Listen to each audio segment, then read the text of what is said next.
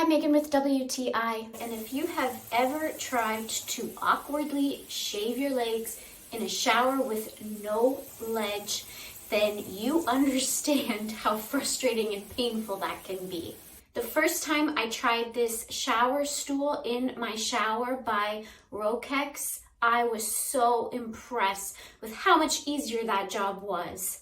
This thing is so sturdy. I love that there are adjustable feet. So if you do have a slope in your shower, you can still adjust it so that it remains level. It looks like wood, but it is not made of wood.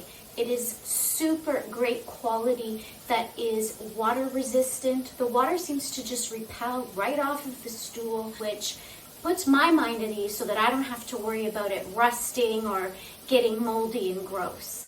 Of course, don't limit yourself to just the shower with this. You can use it as decor in your bathroom to hold extra things. I even tried using it in my living room as a plant holder, and it worked awesome for that. And of course, beneficial because it's waterproof as well. This shower stool is amazing quality. It is functional and it's even stylish. I love it and I think you will too. And that's my point of view.